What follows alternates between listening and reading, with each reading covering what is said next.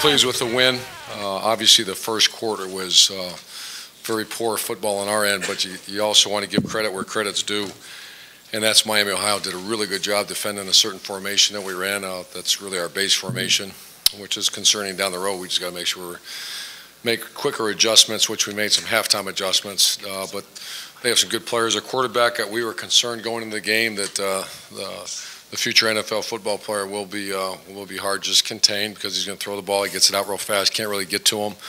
And that's exactly what happened. But I think one of the things about Braxton Miller that I really had to see, and I did see today, is that the objective with Braxton is to make him from an athlete playing quarterback to a quarterback that manages, and that quarterback position is a unique position in all sports, where he's got to manage so much. He's got to manage basically the entire offense. He's got to stay positive. His leadership, he has to be a leader, and he showed that today. I told him in the middle of the second quarter because he started, he kept positive even when it was, we all saw what it was, and so I'll certainly answer any questions for you. Clay? How big a play was the Chris Carter-like catch by Devin Smith just to ignite you? And if you would, a second one, how did the reality of this day measure up to what you thought it would be? Not the X's and O's, but the total experience. Well, not fortunately or unfortunately, whatever it is, but just that darn first quarter, I want to say I was embarrassed with the way we were playing. We worked so darn hard, and we didn't play very well. In all phases, defense let a couple passes go that we shouldn't have. To answer your question about that catch, I don't know if Devin's been saving that, but I'm not seeing him do that. And so now that I know he can, I expect him to do that quite well. He's actually been playing pretty good for us.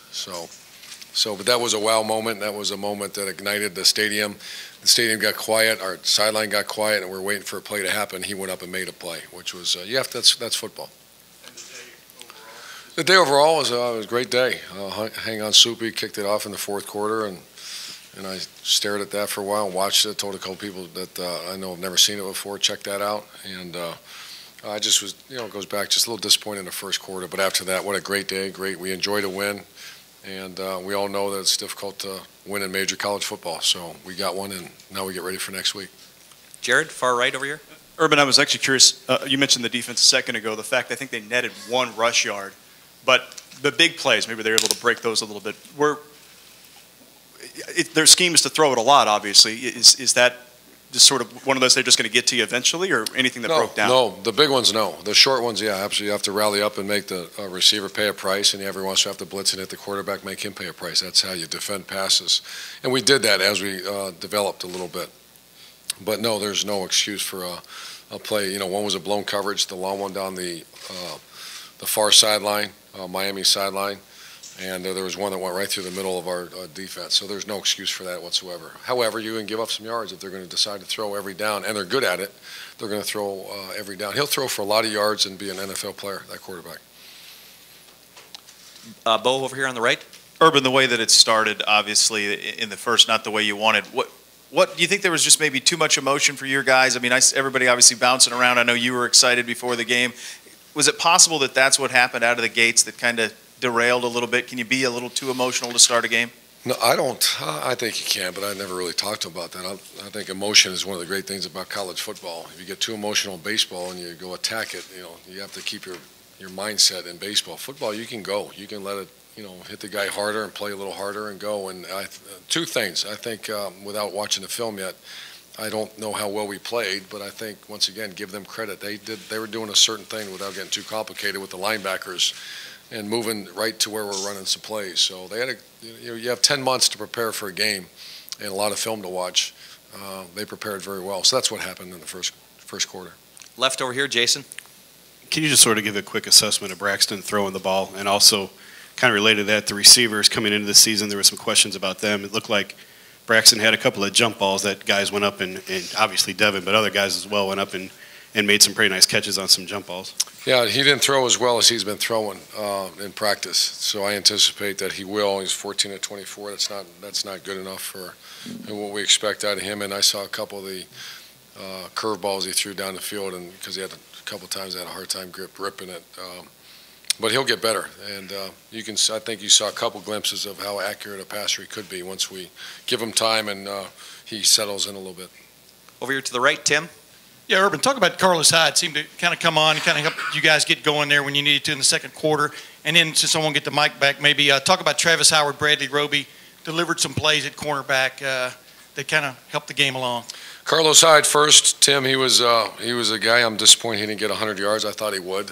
We were going to kind of feature him a little bit today. They were forced in some of those big runs that Braxton Miller had were tailback runs. Does that make so? He's reading a certain player on the defense. If they overreact, sometimes it's an end, sometimes it's a linebacker. So a few carries got taken away because Miami made a decision to force a quarterback to run and then have extra defensive players where they were, and that's what happened early in the game. We got a couple formations later, the big one, where we kind of out-formationed them a little bit. We put that was a great sideline adjustment. Our halftime, what we did is we put all our players in the boundary and ran that was that 90 or 80-yard run, whatever he had. The two other guys, so Carlos Hyde he's going to be our featured back here for a while. Did a nice job. Roby and Travis Howard, Coach Fickle just called out Travis Howard as one of our players of the game on defense. This is obviously prior to watching the film. But, and I love Travis. Really got a lot of respect for him, but he was not a great player here last year. Did not play great. And he's got great ability. So a kid with great ability that doesn't play great, there's a problem. Something's out of alignment there, and I can see it happening right now. That kid's turning into a very good player. To get that big play off the punt game, Bradley Roby, the high snap and stuff, that's things you guys are pointing for. Well, that's our punt block unit, and we're trying to create a lot of angst in the long snapper and also the punter knowing they're coming, and there's a lot coming, and the guys that are coming are good players. So we didn't get one, and that's disappointing because they changed their whole punch protection because I think they knew we were going to come after it. But that was just a lot of momentum that kind of flipped the game when that occurred. Far left, Doug.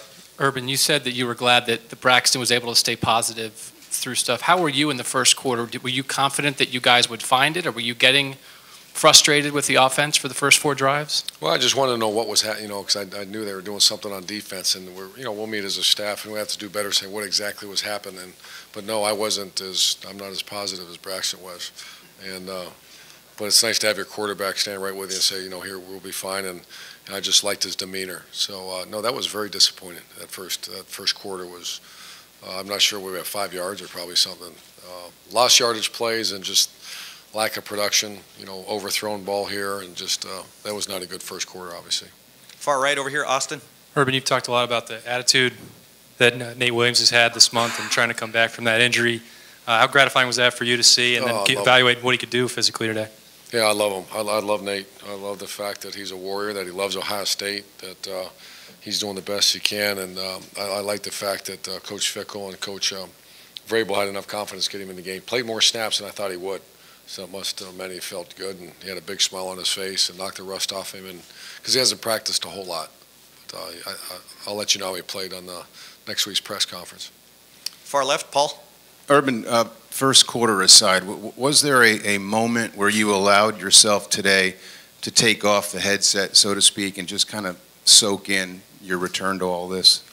Yeah, I think the end of the third quarter when we were playing fairly well, and then for years and years, I've always remembered the change of the third to the fourth quarter, what happens in that stadium, and that's about it, though.